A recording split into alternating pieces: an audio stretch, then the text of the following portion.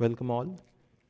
We would be discussing about India Middle East economic corridor इस lecture में। इससे पहले अपने इकोनॉमिक्स एक्सप्लेन्ड सीरीज़ में हमने कई बढ़िया मुद्दों पे बात करी है जो आम जीवन से सरोकार रखते हैं। ऐसे ही एक और मुद्दे पर हम आज बात करेंगे, India Middle East economic corridor और क्या चैलेंजेस हैं, क्या है ये कॉरिडोर। तसल्ली से शांति से बात करेंगे।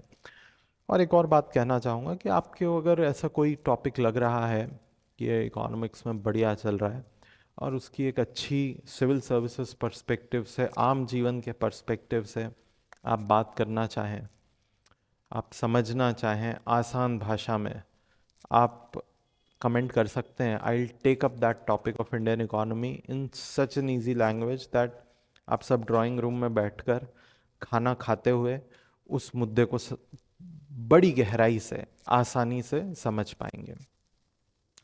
तो India Middle East economic corridor पे बात करते हैं। भारत में जब G20 की मीटिंग हुई है, मोदी जी ने अध्यक्षता करी दिल्ली में, तो एक एग्रीमेंट पर बात बनी थी, that was India Middle East economic corridor.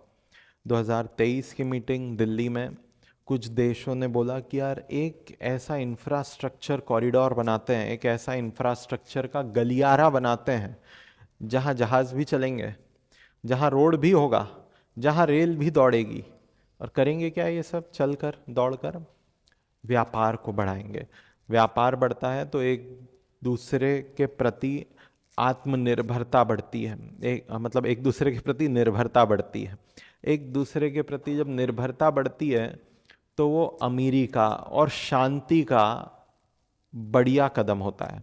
आप बोलेंगे निर्भरता से शांति, बिल्कुल।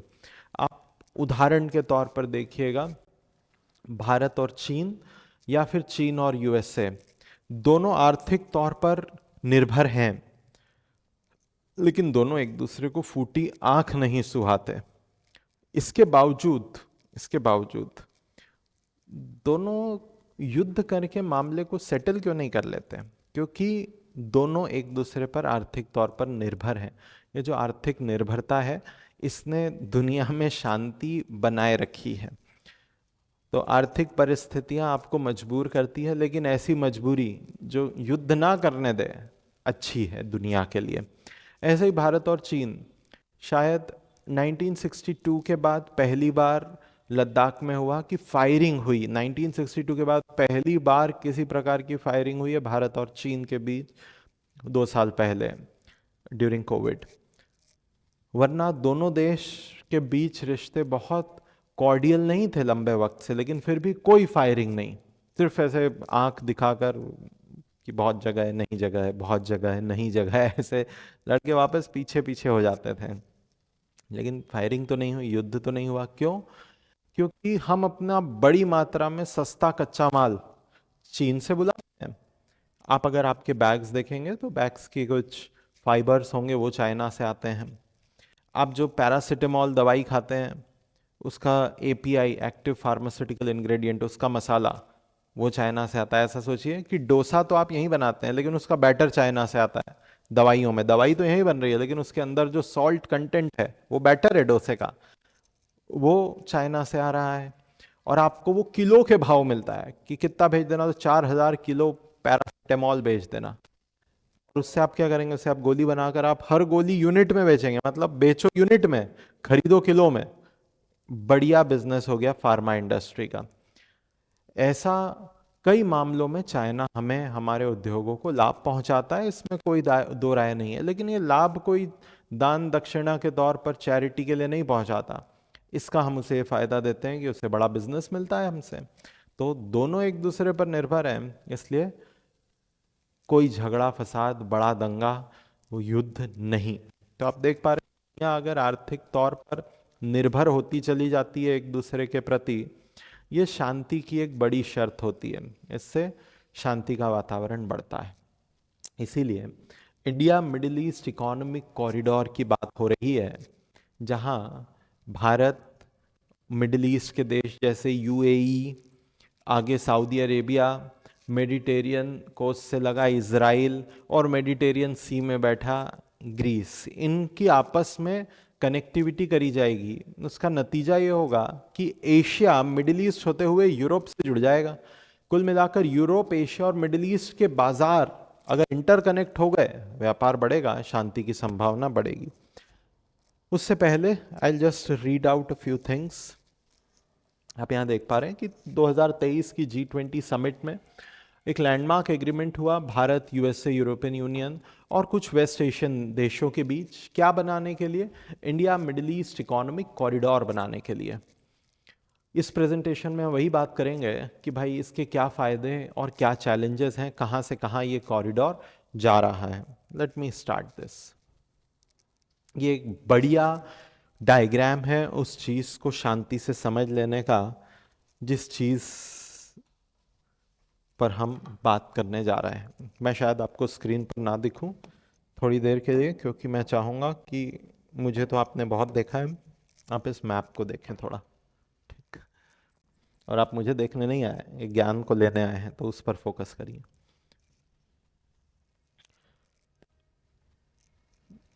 India Middle East economic corridor tentatively या तो मुंबई से शुरू होगा, या ये अडानी जी का पोर्ट है मुंद्रा पोर्ट, यहाँ से शुरू होगा।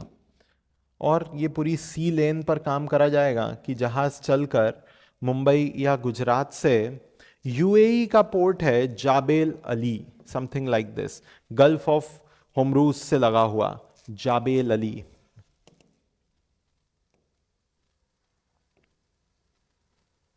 Something like this. तो ये पिंक डॉट जो आपको ब्लिंक होता दिख रहा होगा, आई होप सो, और इसे डार्क कर देते हैं, ब्लैक कर देते हैं अपन, तब तो दिख ही जाएगा आपको। ये जो ब्लिंक होता आपको दिख रहा है, ये जाबेल अली का पोर्ट है, यूएई के पास है, गल्फ ऑफ होमरूज में एक बहुत इंपॉर्टेंट शिपिंग लेन। चोक हो सकती है ये शिपिंग लेन, क्यों? क्योंकि इधर ही ईरान बैठा हुआ है। तो ईरान बहुत हद तक इस स्ट्रेट को कंट्रोल करता है, स्ट्रेट ऑफ होमरूज को। और अगर ये ब्लॉक होता है तो दुनिया की बड़ी तेल सप्लाईज ब्लॉक हो सकती है। इसलिए बहुत इंपॉर्टेंट शिपिंग रूट है। ऑफ कोर्स एक हिस्सा ईरान के पास है, एक हिस्सा यूएई के पास है, तो हमने यूएई से कोऑर्डिनेट करा है। क्यों? क्योंकि ईरान और यूएस की बनती नहीं, इसमें यूएस का भी इन्वेस्टमेंट होगा। तो हमने बोला ठीक है, हम ईरान को नहीं लाते, हम आपके दोस्त को लाते हैं, यूएई। यूएई का जाबेल अली पोर्ट डेवलप करेंगे हम सब मिलकर, Bharat, UAE, Saudi Arabia, America, Greece. एक इम्पॉर्टेंट इंफ्रास्ट्रक्चर बनेगा। तो जहाज से सामान मुंबई या कच्छ से यहाँ आ गया, फिर अगेन एक इम्पॉर्टेंट टर्मिनल पर रेल के माध्यम से ट्रांसफर होगा। तो यहाँ पोर्ट से रेलवे लाइन बनेगी जो कुछ इस प्रकार यूएई और सऊदी अरेबिया की बॉर्डर पर अल घुवैफात तक ट्रांसमिट हो जाएगी, ट्रांसफर हो जाएगी। एक और इंफ्रास्ट्रक्चर का कॉरिडोर अल गुवाहफत रेलवे लाइन। फिर यही रेलवे लाइन आगे बढ़ रही है हरद और रियाद, और प्रमुख रेलवे चैनल, तो व्यापार और बढ़ा, इन लोकेशंस को कनेक्ट कर दिया। रियाद से रेलवे लाइन और आगे बढ़ेगी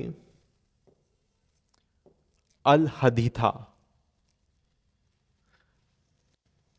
आगे पहुंच जाएगी इजराइल। इजराइल में हाइफा पोर्ट तक आप देख रहे हैं।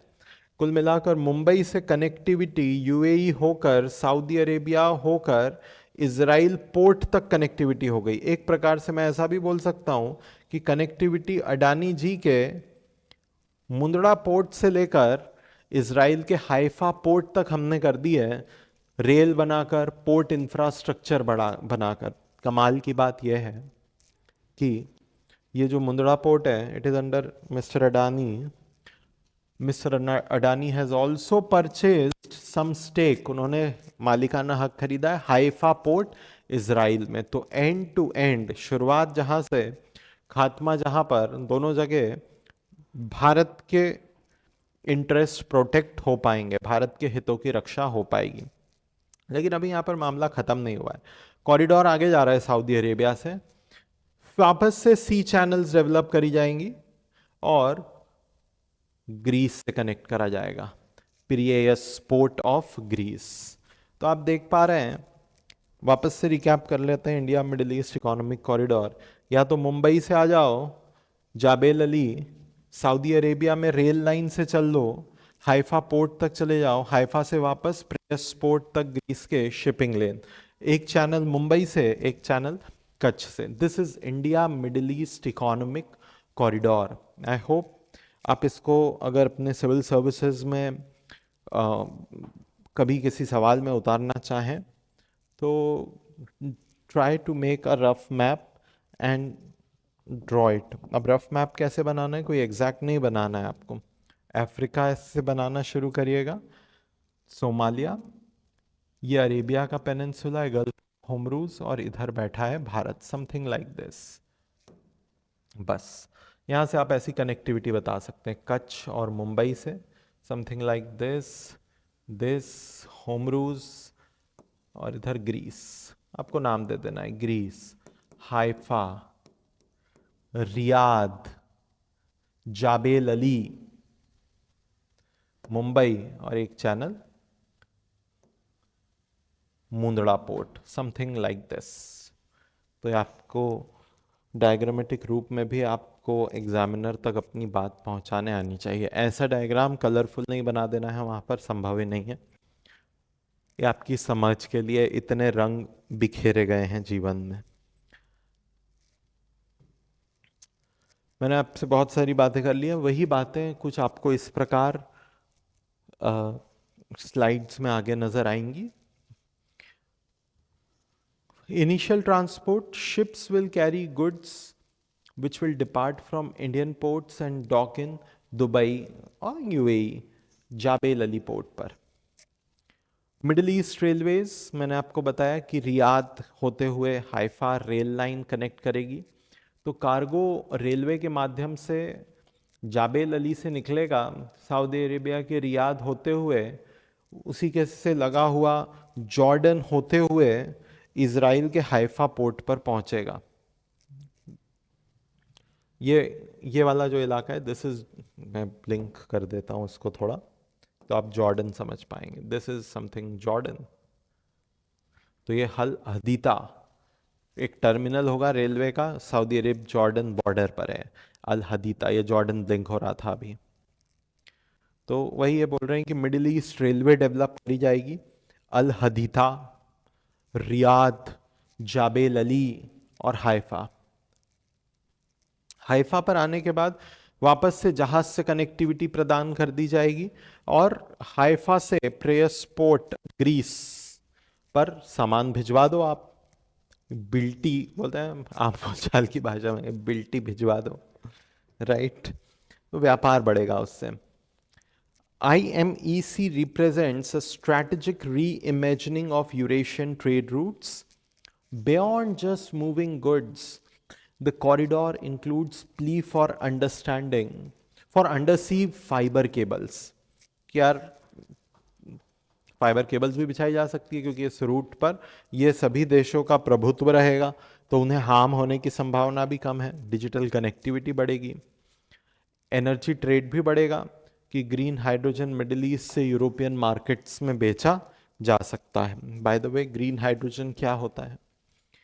ऐसा हाइड्रोजन जिसे बनाने के लिए भी, ऐसा हाइड्रोजन फ्यूल सेल्स जिन्हें बनाने के लिए भी आप ग्रीन एनर्जी का उपयोग करते हैं। हाइड्रोजन फ्यूल सेल्स अपने आप में तो एमिशन करते नहीं हैं, वो तो वाटरी बाय प्रोडक्ट के तौर पर छोड़ देंगे, लेकिन वो जो एनर्जी है उसे बनाने के लिए ऐसा ना हो आप कोयला जला रहे हैं कि H2 और O को अलग करने के लिए आप कोयला जला रहे हैं, बहुत गलत हो जाएगा।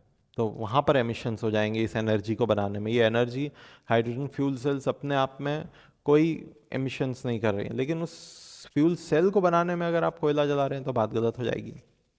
क्या करा जा सकता है?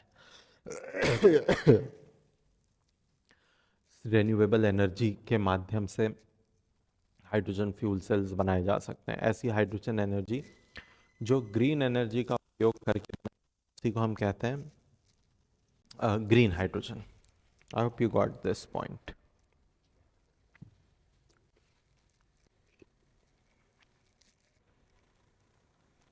क्या बेनिफिट होगा India Middle East economic corridor का?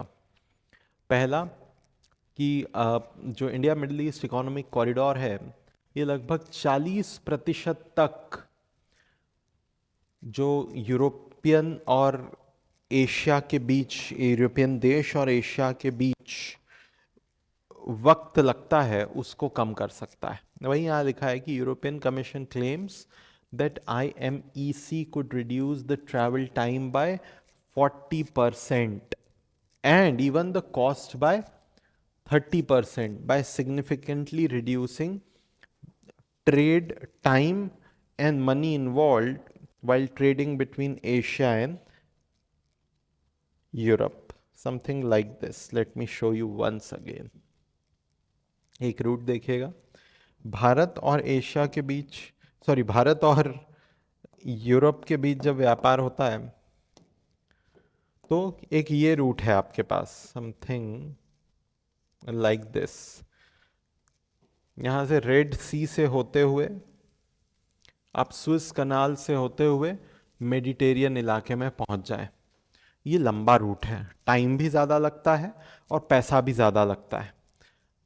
India Middle East economic corridor अगर बन गया तो आप होमरूस से होते हुए रेल माध्यम से सीधे यहाँ पहुंच जाएंगे। आप देख पा रहे हैं, वक्त और पैसे दोनों की बचत, बचत बराबर अमीरी। वही पहला पॉइंट था उनका कि यूरोपियन कमीशन का कहना है कि इससे ट्रैवल टाइम 40% तक कम हो जाएगा। कॉस्टिंग, पैसा जो ईंधन वगैरह में, क्रू में लगता है, वो 30%। किसके कंपैरिजन में? स्विस कनाल के रूट के कंपैरिजन में। दूसरा पॉइंट कि corridor would facilitate export of green hydrogen from Middle East to Europe and it will help reduce the consumption of polluting energy in Europe. अभी यूरोप बहुत सारा gas का इस्तेमाल करता है। अगर ऐसा हो सके कि मिडिल ईस्ट सोलर रिन्यूएबल्स पर ध्यान देकर ग्रीन हाइड्रोजन उत्पादन की क्षमताएं विकसित करे, जैसा सऊदी अरेबिया की सबसे बड़ी कंपनी अभी तो तेल बनाती है लेकिन ग्रीन हाइड्रोजन पर काम कर रही है, अरामको, अगर वो सक्सेसफुल होती है तो ग्रीन हाइड्रोजन जो मिडिल ईस्ट में बनेगा वो यूरोप को इस रूट के माध्यम से बेचा जा सकता है। वही यहाँ लिखा है कि it would facilitate the export of green hydrogen from Middle East to Europe, supporting renewable energy transitions, reducing the carbon dependency in European economies. अभी बहुत बड़ी मात्रा पे पुतिन उन्हें परेशान करते हैं। क्यों? क्योंकि पुतिन की गैस पर यूरोप निर्भर था। अब उसने अपनी निर्भरता कम करी आफ्टर यूक्रेन युद्ध। पर यूक्रेन युद्ध के पहले यूरोप 70% नॉर्थ स्ट्रीम पाइपलाइन के माध्यम से रशिया से गैस खरीदता था और रशिया बात बात पर आंख दिखाता था कि मेरी बात नहीं मानी तो वॉल्व बंद कर दूंगा, वेल्व बंद कर दूंगा गैस का। यूक्रेन युद्ध हो गया, यूरोप ने बोला अरे बहुत हुआ, ये हमारे पड़ोस में आ गया लड़ते लड़ते, कल को हमारे घर में आ जाएगा, इससे गैस खरीदनी ही नहीं। नए रास्ते खोजना ज़रूरी है गैस की आपूर्ति के लिए या एनर्जी की आपूर्ति के लिए। कहीं से भी एनर्जी मिल जाए पर क्लीन एनर्जी हो। कोयला नहीं जलाते, अमीर लोग हैं वो, और कोयला जला के चले गए वो भारत में, अब खुद के घर में नहीं जलाते। तो रिन्यूएबल एनर्जी को ढूंढ रहे हैं, ग्रीन एनर्जी को ढूंढ रहे हैं। ग्रीन हाइड्रोजन में उन्हें बड़ी संभावनाएं दिख रही है जो मिडिल ईस्ट बनाकर उन्हें एक्सपोर्ट कर सकता है। तो कहाँ से करेगा? India Middle East economic corridor में करेगा। तीसरा पॉइंट, डिजिटल कनेक्टिविटी। जब भी इस प्रकार का कॉरिडोर बनेगा तो आप एक और काम कर सकते हैं, क्योंकि बहुत सारे इलाके में लीनियर इंफ्रास्ट्रक्चर बन रहा है। दो प्रकार का इंफ्रास्ट्रक्चर हो सकता है, क्लस्टर हो सकता है और एक लीनियर हो सकता है। लीनियर आप समझ गए होंगे कि जिसकी चौड़ाई कम हो और लंबाई ज़्यादा हो, ऐसे इंफ्रा को हम कहते हैं लीनियर इंफ्रास्ट्रक्चर। लीनियर इंफ्रास्ट्रक्चर एक तो सतह के ऊपर बन सकता है, एक सतह के नीचे भी बन सकता है। क्या कि भाई बिजली की लाइन बिछा दो, अंडरग्राउंड इलेक्ट्रिसिटी लाइन होती है। हमने तार के जंजाल ही देखे हैं खंभों पर दुनिया इन उलझनों से आगे निकली है और अंडर लैंड या अंडरग्राउंड इलेक्ट्रिकल केबल्स भी बिछाई गई है। तो ये होती हैं, और underground optical fibre networks, under sea optical fibre networks भी बिछाए जाते हैं, जिससे इंटरनेट कनेक्टिविटी दुनिया में बनी रहे। ये भी एक काम इससे हो सकता है। वहीं यहाँ लिखा है कि under sea fiber optics cable would enhance telecommunication and internet connectivity between three regions, opening new opportunities for digital trade and services. और बात करते हैं आगे। Just a minute.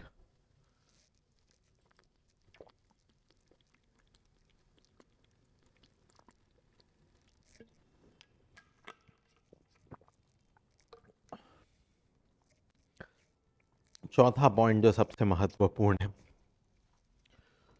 हमारा पड़ोसी जो है China ji, not a very friendly neighbour. और विडम्बना यह है कि हम अपने पड़ोसी चुन नहीं सकते। हम अपने दोस्त चुन सकते हैं, हम अपने पड़ोसी नहीं चुन सकते। So we are not having a very friendly neighbour. We need to create a positioning so that we can counter this so-called unfriendly neighbor. This not so friendly neighbor has often tried to dominate India in various aspects, be it economic, political, or strategic issues. And one such domination and also a threat for India's security is the construction of One Belt, One Road initiative taken by China. One Belt, One Road has been explained in detail in the same economics explained series which I am taking. So you can look into previous video and have a good understanding what is One Belt, One Road. About half an hour I have spoken about that. But those of you who are new to this video series of economics explained, I'll again give a brief overview what is One Belt, One Road initiative. Just a minute.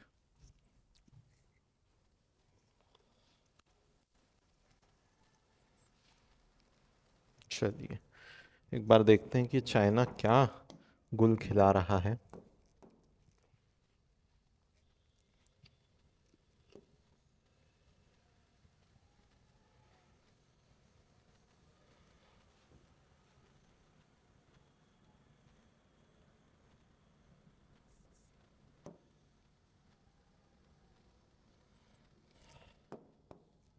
आपको थोड़ा diagrammatically समझा दूंगा मैं।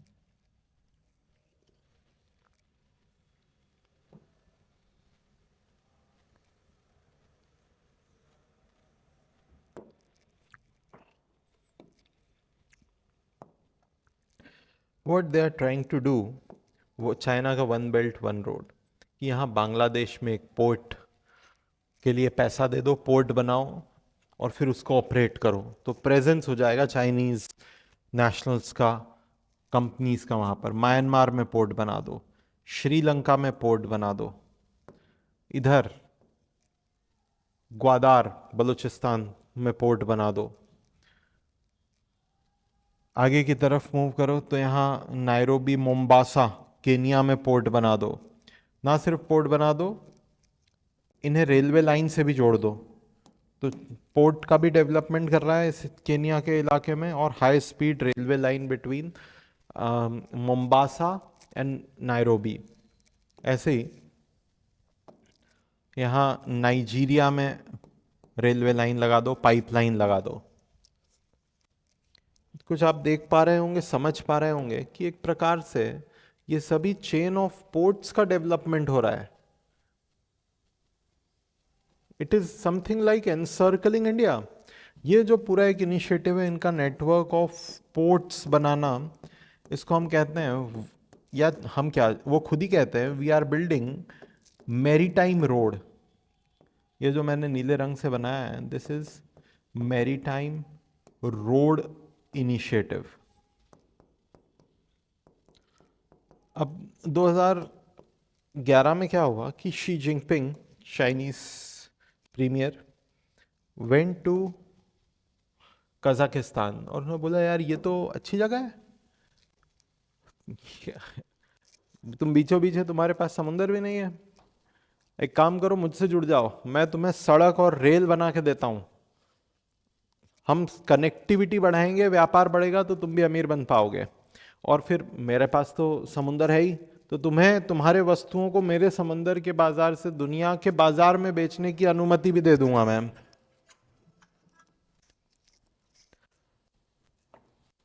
Fine.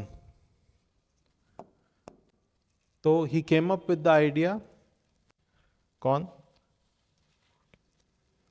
She Jinping, कि we will make one belt connecting particularly the central China with the countries of Central Asia like Kazakhstan, Uzbekistan, Turkmenistan, ऐसे connect कर करके जाना कहाँ चाह रहा है?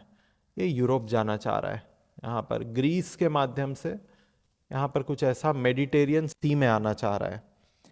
ऐसे ही यहाँ जो ये पोर्ट्स वगैरह बनाए हैं, इनकी कनेक्टिविटी कर करके they are trying to enter Mediterranean sea. China will have a network of ports which will gradually connect to Mediterranean Sea. China is trying to have a infrastructure created on land through Central Asian countries, through Europe, which will ultimately lead to Mediterranean countries like Greece and Italy. इस initiative को हम कहते हैं one belt और ये one road, और अब इसका कंबाइंड नाम हो गया है बेल्ट एंड रोड इनिशिएटिव। यहां पर जो सेंट्रल एशिया के कुछ देश हैं उनके भी नाम लिख देते हैं अपन, एक दो के सब तो कैसे याद रख पाओगे ना, पर prominent Kazakhstan, Uzbekistan,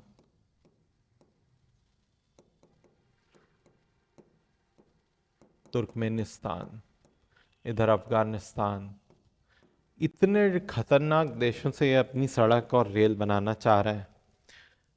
now thing is that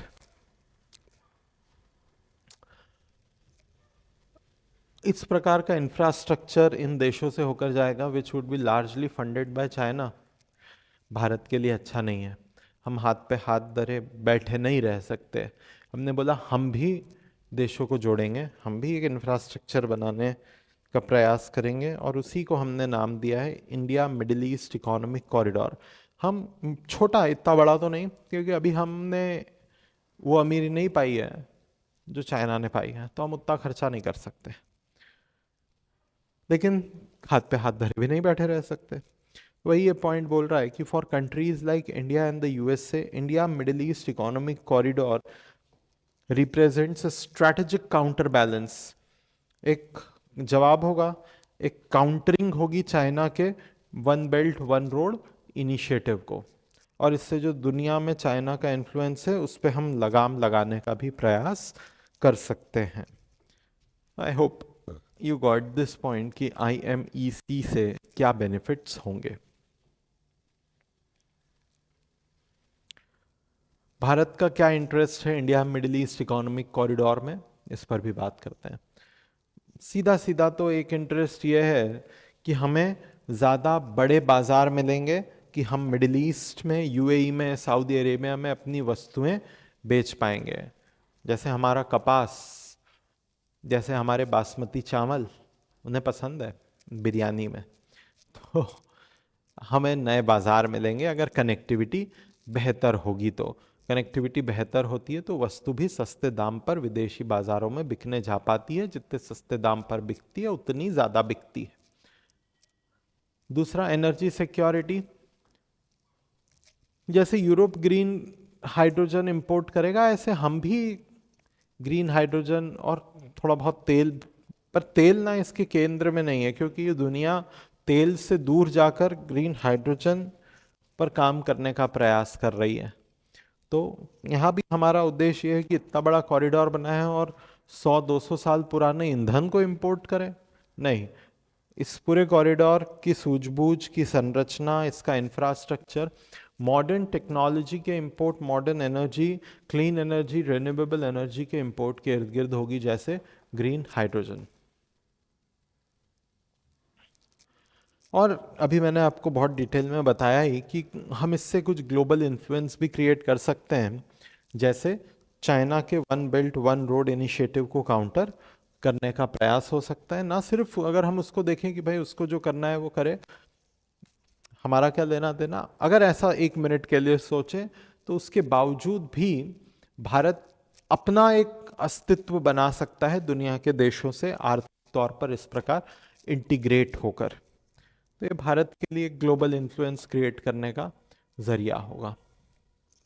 समस्याएं क्या क्या हैं? What are the geopolitical roadblocks? बहुत कठिन है डगर पनघट की आसान भाषा में, कि ये समझ लीजिए बस आग का दरिया है और डूब के जाना है। आई होप आप समझ पा रहे होंगे कि इतना आसान नहीं होगा India Middle East economic corridor बना देना। समझते हैं इस पर। Just minute, I will have a sip of water and continue.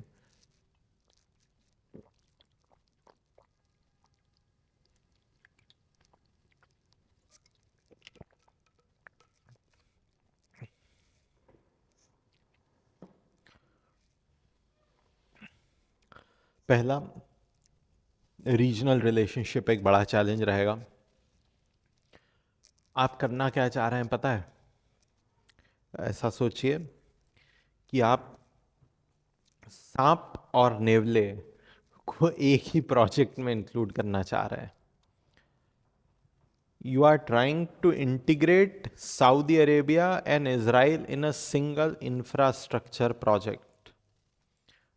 Tough है, मतलब नामुमकिन जैसा तो कुछ नहीं है, पर टफ है। मतलब रशिया और यूएस दोस्ती कर सकते हैं ट्रंप के आने के बाद, तो फिर ये भी हो ही सकता है, पर एक चैलेंज है वही, डिस्पाइट वार्मिंग रिलेशंस, कि भाई रिश्ते सुधर रहे हैं लेकिन फिर भी इसराइल और सऊदी अरेबिया के बीच कोई डिप्लोमेटिक एग्रीमेंट्स ही नहीं है, और इसके ऊपर ब्यूरोक्रेटिक कॉम्प्लिकेशंस होंगी। अपने रीजनल सेंसिटिविटीज को अलग रख के ज़रूरत होगी कि इसराइल और सऊदी अरेबिया कोऑर्डिनेट करें, बहुत मुश्किल होगा। दूसरा, रीजनल कॉन्फ्लिक्ट।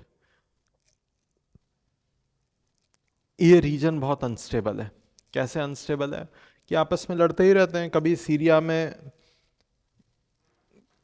असद साहब का तख्ता पलट हो जाता है, यमन में हौती रिबल्स आ जाते हैं, इसराइल में ईरान अटैक कर देता है, ईरान पे इसराइल अटैक कर देता है, ईरान कहता है गल्फ ऑफ होमरूज को ब्लॉक कर दूंगा जहां जाबेल अली पोर्ट है। इन सब डिफिकल्ट रीजन के बीच इंफ्रास्ट्रक्चर बनाना एक बहुत कठिन काम होगा, इतनी इंस्टेबिलिटी के बीच इंफ्रास्ट्रक्चर बनाना। और फिर तीसरा पॉइंट, इजिप्ट जैसे देश ना बड़ा खतरा सा महसूस करेंगे। क्यों? क्योंकि इजिप्ट की एक बड़ी कमाई स्विस कनाल से होती है। अब आप बोल रहे हो कि भाई स्विस कनाल का रास्ता 40% महंगा पड़ रहा है, तो मैं स्विस कनाल से ना जाकर आईएमईसी कॉरिडोर से चला जाऊंगा। तो वो इजिप्ट बोलेगा भाई मैंने इतना पैसा लगाया, स्विस कनाल बनाया, मैं ऐसे ही तुम आईएमईसी कॉरिडोर बना लोगे और मैं देखता थोड़ी ना रहूंगा। मैं इसमें बाधा तो उत्पन्न करूंगा, नैतिक हो या अनैतिक हो। मेरे निवाले पे बात आएगी तो फिर मैं उसमें बाधा तो उत्पन्न करूंगा। वही हमने आखिरी पॉइंट लिखा है कि जो मेंबर ही नहीं है, जिसका इससे कोई लेना देना नहीं है, अगर उस पर भी आंच आएगी तो फिर वो भी परेशानी क्रिएट कर सकता है। जैसे countries like Egypt that depend on revenue from competing routes such as Suez Canal may implement policy barriers to protect their interests, potentially undermining IMEC economic viability. I hope you are getting this discussion कि हो क्या रहा है।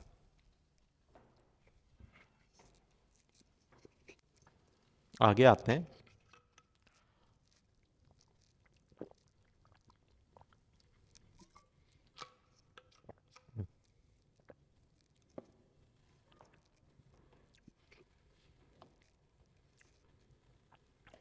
Economic challenges क्या क्या है? वो तो जियोपॉलिटिकल चैलेंजेस हो गए, आगे इकोनॉमिक चैलेंजेस पे बात करते हैं। पैसा, सब सब दुखों की जड़ पैसा ही है। तो फंडिंग गैप्स, $20 बिलियन की फंडिंग मिली है अभी तो बहुत बड़ी गैप है इस प्रोजेक्ट को पूरा करने के लिए। तो एक प्रोजेक्ट जो आपको लगभग $500 बिलियन के आसपास का खर्चा करने पे बाध्य कर सकता है, उस पे अभी आप $20 बिलियन ही जुटा पाए, वो भी सऊदी अरेबिया और यूएई ने ही कमिट करा है। बाकी लोगों के अते पते नहीं है कि कितना पैसा देंगे। ट्रांसफर इनएफिशिएंसीज, इसका मतलब कि यार आप बार बार बोल रहे हो कि मैं पहले जहाज से सामान ले आ जाऊंगा, फिर मैं रेल में डालूंगा, फिर सड़क में डालूंगा, सड़क से फिर रेल में डालूंगा, रेल से फिर सड़क पे डालूंगा, सड़क से फिर पोर्ट पे डालूंगा, फिर वहाँ पिरियस पोर्ट ग्रीस में जाकर उतरेगा। तो भाई ये उतारना और रखना, मजदूरी कितनी लग जाएगी, फ्यूल कितना लग जाएगा, क्रेन के माध्यम से करोगे तो लोडिंग अनलोडिंग इनएफिशिएंसीज क्रिएट हो जाएगी ना। तो एक बड़ी समस्या है। हर सेक्शन कॉरिडोर का कम से कम 10 से $15 बिलियन आज के वक्त में लागत लेगा। भविष्य में तो इसकी कीमत और बढ़ जाएगी। और यूरोपियन यूनियन पहले ही कह चुका है कि मेरे पास पैसा नहीं। यूरोपियन यूनियन इस बुरी स्थिति में है कि वो खुद की सिक्योरिटी के लिए खर्चा नहीं करा पिछले 10-20 सालों से। उसके पास खुद की एक मजबूत आर्मी नहीं है, उसके पास न्यूक्लियर वेपन्स नहीं है। क्यों नहीं है? ये सारा प्रोटेक्शन अमेरिका प्रोवाइड करता था। अब जब यूएस ट्रंप ने यूरोप को ही आंख दिखाना शुरू कर दिया है, तो अब यूरोप बोल रहा है कि भाई मेरे पास पैसा नहीं है कि मैं रोड बनाऊं, पहले जो बहुत पैसा है उससे मैं अपनी आर्मी को दुरुस्त करूंगा, वरना कल को पुतिन भाई साहब आकर घर में घुस गए तो मैं क्या करूंगा। तो यूरोपियन यूनियन प्रायोरिटीज हैं that are getting shifted from infrastructure investment towards strategic military investment. कि वो बोल रहे हैं अब अमेरिका मुझे कवर प्रोवाइड करता था, वो खुद ही मेरे लिए खतरा बन गया है। यूरोपियन यूनियन कह रहा है कि मुझे लगा था कि मैं टेबल पे बात करने बैठा हूं, लेकिन पता चला मैं तो टेबल की प्लेट पर हूं, मुझे ही खाया जा रहा है। मुझे इंफ्रा पे अभी खर्चा ज़्यादा नहीं करना है, मुझे मिलिट्री पर करना है। फिर खर्चा कौन आएगा यूरोपियन यूनियन तक कनेक्टिविटी का? इसका कोई जवाब फिलहाल मौजूद नहीं है। बीच बीच में रेल का भी हमने उल्लेख करा, जैसे रियाद से हाइफा पोर्ट तक रेल बनेगी। ऐसा स्विस कनाल पर तो नहीं है। स्विस वाला जो रास्ता है वो पूरी तरह ओशन के ही माध्यम से है। अब आपका जो IMEC India Middle East economic corridor है, वहाँ रेल भी है और वहाँ ओशन भी है। तो महंगा पड़ेगा, क्योंकि रेल की लागत लगभग 3 गुना आती है ओशन की से माल भाड़ा ट्रांसपोर्ट करने की। तो वही हमने यहाँ पर पॉइंट लिखा है कि लॉजिस्टिक एक्सपेंसेस भी बहुत बढ़ जाएंगे। टू कंक्लूड, ये जो इकोनॉमिक वायबिलिटी है IMEC की, ये इस बात पे निर्भर करती है कि आप आपके चैलेंजेस हैं उनसे किस प्रकार रिजॉल्व करते हो। और दूसरी बात, जब तक कि पैसा कितना आएगा इस बात पर, और पैसा कहाँ से आएगा और सुनिश्चित तौर पर, ऐसा नहीं कि हाँ दे देंगे, बोल तो रहा हूँ ना कल दे दूंगा, अभी क्या जल्दी है, परसों दे दूंगा, बस आ ही रहा हूँ, रास्ते में हूँ, ऐसा वाला कमिटमेंट नहीं। There should be a concrete commitment कि भाई हम इतना कंट्रीब्यूट इस टाइमलाइन में करेंगे, ये क्रेडिट लाइंस हैं जो हम प्रोवाइड करेंगे। जब तक ऐसा नहीं होता, IMEC के ज़मीनी स्तर पर उतरने की संभावना कम हो जाएगी। आगे बात करते हैं।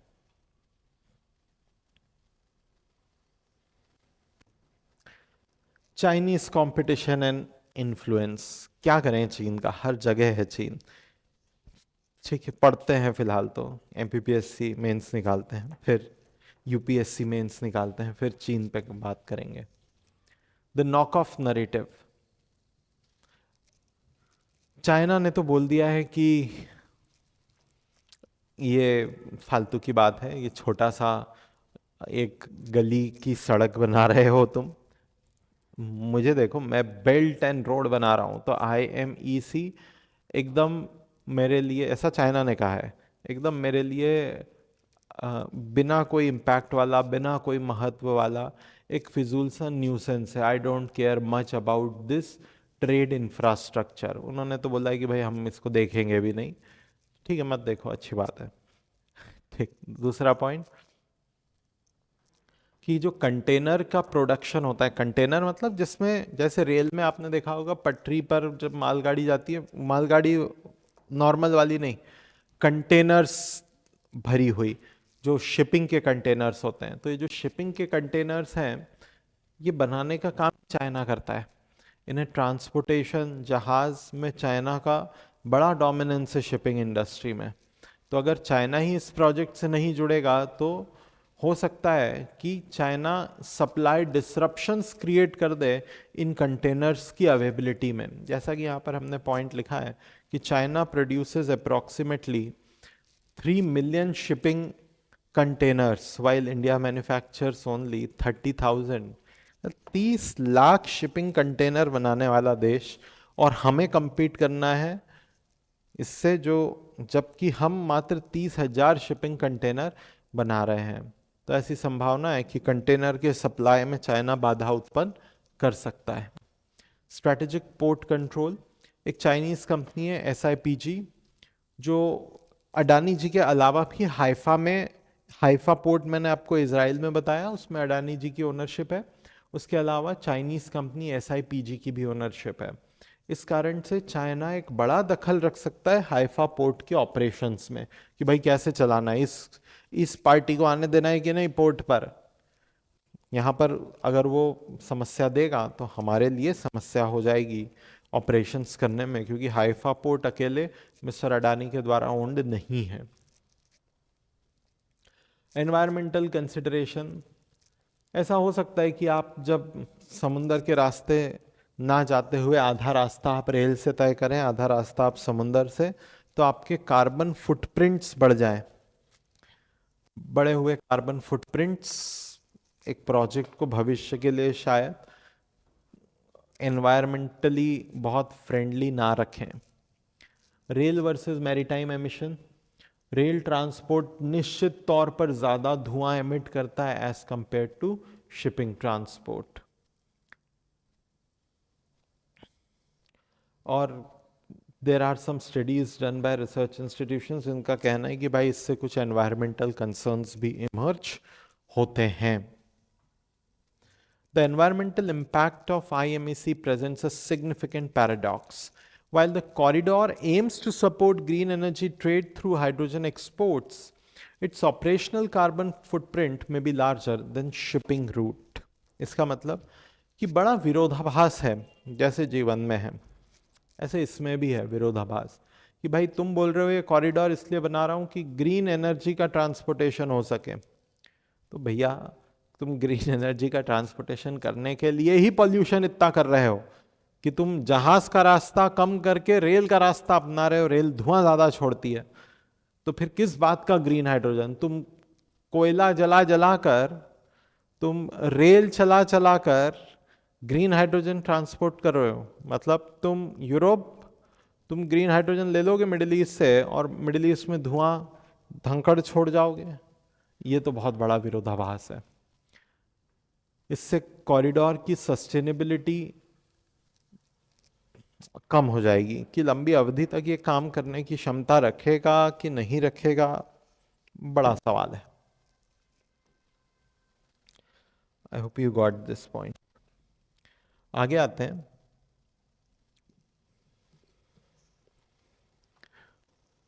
ये हाइफा पोर्ट की ओनरशिप का एक चार्ट है। ऑफ कोर्स ये जो सबसे बड़ी हिस्सेदारी है 45% के आसपास, this is owned by Adani group, बड़ी हिस्सेदारी। लेकिन दूसरी बड़ी हिस्सेदारी ये वाला colour, let me show you this. तो ये अडानी जी तो बड़े हिस्सेदार हैं ही, लेकिन ये कोई छोटे हिस्सेदार नहीं है। चीनी 40% की हिस्सेदारी है इनके पास। तो SIPG China is 40% owner while Adani group is 45% owner. तो समस्या क्रिएट कर सकते हैं हाइफा पोर्ट में कि हाइफा पोर्ट में कैसे निर्णय हो, कौन सा कंटेनर आए, किस देश का प्रभुत्व है। China will block many decisions if the decisions are taken through voting. So there are cause of concern with Haifa Port having this type of ownership structure. एक हम कंपैरिजन ले लेते हैं, बहुत अच्छा कंपैरिजन है कि IMEC जो हम बनाना चाह रहे हैं, जो चाइना बना रहा है, और स्विस कनाल, इन सभी रास्तों पर क्या फायदे हैं, क्या नुकसान है। Let us see one by one. Asia और यूरोप के बीच जो व्यापार है वो IMEC रूट के माध्यम से अगर होता है, India Middle East economic corridor, तो लगभग 14 दिन का वक्त लगेगा। बेल्ट एंड रोड इनिशिएटिव तो बहुत ही लंबा रास्ता घूम रहा है, मलक्का के पार जा रहा है, वो 20 दिन लगेगा। स्विस कनाल भी बहुत लंबा रास्ता, तो अगर कितने डेज में IMEC यूरोप और एशिया को कनेक्ट कर देता है, तो 14 से 10 दिन में। यहाँ पर तो ये जीत जाता है, इसको 1 पॉइंट मिल जाता है। कॉस्ट कितनी कम होगी स्विस कनाल के रिस्पेक्ट में? 30% कम, तो यहाँ पर भी IMEC जीत जाता है। हमने तो कंपैरिजन ही स्विस से करा है, तो कॉस्टिंग कम है। ट्रांसपोर्टेशन मोड क्या है? शिप और रेल है। उस स्विस में तो बस शिप ही है, तो हाँ, यहाँ शिपिंग कॉस्ट के मामले में स्विस कनाल सस्ता पड़ता है, लेकिन IMEC महंगा पड़ेगा। ये रेल, शिप और रोड तीनों बनाएंगे। इनकी कॉस्टिंग के बारे में कोई अभी फिलहाल चीनी सरकार ने ऑफिशियल जानकारी नहीं दी है। कितने देशों से होकर गुजरेगा? 5 से 6 देशों से होकर गुजरेगा, ये 6 से 8 देशों से होकर गुजरेगा। इसका क्या है? स्विस कनाल इजिप्ट से ही होकर गुजरेगा, तो कॉम्प्लेक्सिटी, जियोपॉलिटिकल टेंशन और रिस्क 6 देशों के साथ डील करने में ज्यादा है, एक देश के साथ डील करने में कम है। पॉलिटिकल कॉम्प्लेक्सिटी, इधर तो क्या है, सब मामला सेट है, हो गए जो झगड़े होने थे पहले, अब तो सब मामला सेट है। यहां पर तो बाप रे, एक बहुत मिडिल ईस्ट के ज्वलंत इलाके से होकर गुजर रहा है, तो समस्या हो सकती है। ये कॉम्प्लेक्सिटी इसलिए है क्योंकि ये जो बेल्ट एंड रोड इनिशिएटिव है, ये central Asia, Kazakhstan, Turkmenistan, Uzbekistan से होकर गुजर रहा है। अब ये सेंट्रल एशिया के वो देश हैं जिन्हें रशिया ऐसा समझता है कि ये मेरे इन्फ्लुएंस के देश है, चीनी आकर यहाँ पर क्यों सड़क बनाएंगे, क्यों रेल बनाएंगे, नहीं बनाने दूंगा। तो अगर चाइना और रशिया में झगड़ा हो जाता है, तो ये फिर एक कॉम्प्लेक्सिटी का इशू बन जाएगा। अब ये तो हम प्लान ही कर रहे हैं, जैसा कि हमारी आदत है। Belt and road initiative partially operational है। स्विस कनाल तो बरसों हो गए, यूरोप और एशिया को कनेक्ट कर चुका है। तो I hope you got this point कि क्या फायदे हुए हैं इस प्रकार का आइडिया G20 में फ्लोट करने से, क्या भविष्य में चिंताएं हो सकती हैं, आगे क्या होना चाहिए, what is the potential path to success, कि कैसे इस कॉरिडोर को और उपजाऊ बनाएं और बेहतर बनाएं, बात करते हैं। पहला, यूएस स्ट्रैटेजिक इन्वेस्टमेंट्स। यूएस अगर पैसा देगा तो वो सिर्फ पैसा नहीं देगा, वो चाइना को भी काउंटर करने की क्षमता रखेगा, और वो मिडिल ईस्ट में भी डिसिप्लिन बना कर रखेगा कि जहाज भेज दूंगा, F-16 भेज दूंगा, शांति। ठीक, तो when US brings it's financial power, diplomatic backing, it will help countering China. It is not just about money when US gets involved. It is also about the Western ideology, which at times is sync with India's ideology, like democracy. तो वो फायदा होगा हमें। Diplomatic break through अगर हो जाता है Saudi Arabia, मतलब डिप्लोमेटिक हल निकल जाता है सऊदी अरेबिया और इजराइल का, और ये एग्री कर लेते हैं कि नहीं, झगड़े नहीं, आने वाली पीढ़ी के लिए अमीरी बना के जाना है, चलो बढ़िया इंफ्रास्ट्रक्चर बनाते हैं, तो बहुत अच्छा रहेगा, ट्रेड नेगोशिएशंस आगे बढ़ पाएगी। अगर रेल टेक्नोलॉजी और बेहतर होती है, कि शिपिंग टेक्नोलॉजी, शिपिंग कॉस्ट को, लॉजिस्टिक सिस्टम्स रेल में और बेहतर होते हैं, तो फिर ये प्रोजेक्ट और वायबल हो सकता है।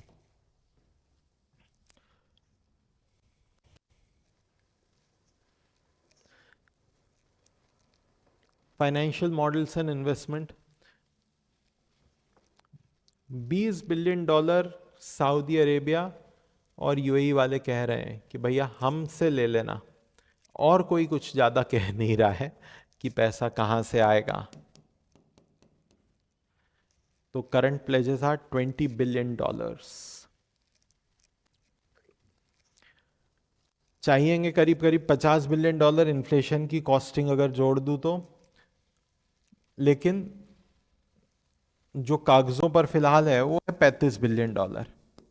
$35 बिलियन की तो मिनिमम रिक्वायरमेंट है ही, और आए हैं $20 billion. This can increase substantially and can even rise about 5 times. There is one report कि this is an underestimated costing and this can increase by 4 to 5 times if geopolitical complexities increase and the route needs to be realigned. अगर रास्ता ही बदलना पड़ा तो 35 billion में कुछ नहीं होगा, 4 से 5 गुना भी इसका लग सकता है। ये तो मैं आपको बता ही दिया कि हर सेगमेंट की कॉस्टिंग लगभग 3 से 8 बिलियन डॉलर जाएगी। जो जैसे एक बनाएंगे जाबेल अली से रियाद, 3 से 8 बिलियन डॉलर। जाबेल अली से मुंद्रा पोर्ट कनेक्ट करते हुए तो 3 से 8 बिलियन डॉलर। और इससे रिटर्न क्या मिलेगा? लगभग 30% निवेश पर return on investment is expected to be 30%। 100 billion dollar लगाएंगे तो 30 बिलियन डॉलर का उस पर मुनाफा होने की उम्मीद है। 30% is the return on investments. तो ये कुछ इसके IMEC के फाइनेंशियल्स हैं, देखते हैं। ऐसा हो सकता है कि IMEC को इकोनॉमिकली वायबल बनाने के लिए पब्लिक प्राइवेट पार्टनरशिप का मॉडल अपनाया जाए, एक लीगल फाउंडेशन बनाई जाए, लीगल एग्रीमेंट देशों के बीच साइन हो, डेवलपमेंट बैंक्स जैसे वर्ल्ड बैंक की मदद ली जाए, IFC की मदद ली जाए, IBRD की मदद ली जाए, क्योंकि ये भी एक डेवलपमेंटल प्रोजेक्ट ही है, और प्राइवेट सेक्टर को भी इंक्लूड करा जाए। The successful implementation of IMEC will require sophisticated public-private partnership. अकेले सरकारों के बस की बात नहीं है इतना बड़ा प्रोजेक्ट प्रॉफिटेबली एग्जीक्यूट करना। सरकारें एग्जीक्यूट तो करती हैं कई प्रोजेक्ट्स इससे भी बड़े, लेकिन उनके प्रॉफिटेबिलिटी, मुनाफे कमाने की क्षमता प्राइवेट सेक्टर के पास ही है। उसी को आता है कि कैसे धंधा करा जाए कि मुनाफा कमाया जाए। धंधा तो सरकारें भी करती है, लेकिन फिर जैसा कि कहावत है, जिस देश का राजा व्यापारी उस देश की प्रजा भिखारी। और राजा को खुद व्यापार नहीं करना चाहिए, राजा को व्यापार करने के रास्ते आसान करने चाहिए। कुछ ऐसा ही ये स्लाइड सजेस्ट कर रही है कि हमें पब्लिक प्राइवेट पार्टनरशिप की जरूरत है कि सरकार खुद पोर्ट ना ऑपरेट करने लग जाए। That balances government oversight with private sector efficiency. Government framework agreement would establish the legal and diplomatic foundations, while development bank would provide the patient capital needed for long-term infrastructure projects. Private companies मैंने आसान भाषा में आपको बता ही दिया कि वो efficiency लाती हैं, स्टेक होल्डर्स लाती हैं, रिस्क मैनेज करती हैं, रिस्पॉन्सिबिलिटी के साथ काम करेंगी, सरकार उन्हें अकाउंटेबल ठहरा सकती हैं, एक्सेट्रा।